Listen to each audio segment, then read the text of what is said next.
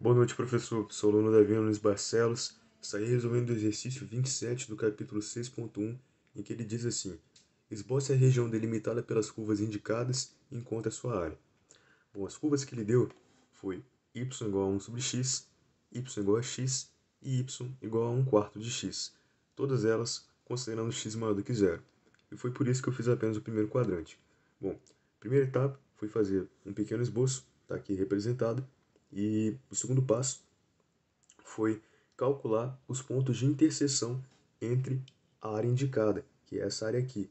É o valor dessa área que a gente quer descobrir. Para facilitar esse cálculo, eu dividi ela em duas partes, a parte A e a parte B. E esses são os pontos que a gente precisa encontrar. São os chamados pontos de interseção.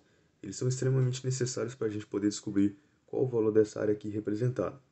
Bom, para calcular esse primeiro ponto, basta a gente fazer igualar as duas curvas que passam por ele, que é 1 sobre x e y igual a x. Fazendo isso, a gente chega no valor de x² igual a 1 e x igual a mais ou menos 1.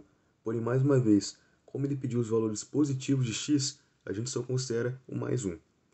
Para o b é a mesma coisa. A gente vê quais são as curvas que estão passando por este ponto aqui. É x sobre 4 e aqui 1 sobre x. Sendo assim, a gente encontra x² igual a 4 e x igual a mais 2. A segunda etapa é agora que a gente tem os valores dos chamados limites de integração, é calcular qual que é a integral da função superior menos a função inferior.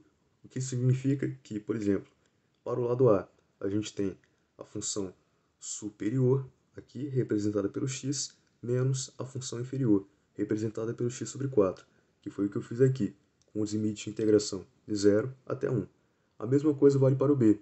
Aqui, a função superior é 1 sobre x e a função inferior é x sobre 4, com os limites de integração de 1 até 2.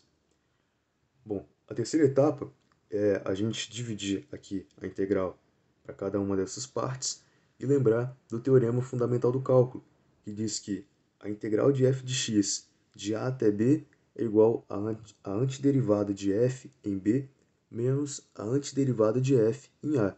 E foi o que eu fiz aqui para a próxima etapa, para o a e para o b. Para o a, eu fiz a antiderivada do x, x² sobre 2, e a antiderivada do x sobre 4, x² sobre 8, com os limites de integração 1 e 0.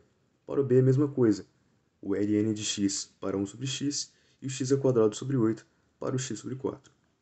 Bom, aqui chegando na nossa última etapa, a gente só precisa substituir os valores dos limites de integração. Aqui fica 1² sobre 2 menos 1² sobre 8, menos 0² sobre 2 menos 0² sobre 8. Fazendo do A, a gente chega ao valor de 3/8. Então a nossa conclusão é que 3/8 é o valor desse pedaço. Para o B, a gente chega a ln de 2 menos 3/8, que é o valor desse pedacinho aqui. Então, se a gente quiser calcular toda essa área, basta somar o valor da área de A mais a área de B. 3/8 mais ln de 2 menos 3/8 é igual a ln de 2, e essa é a resposta da nossa área.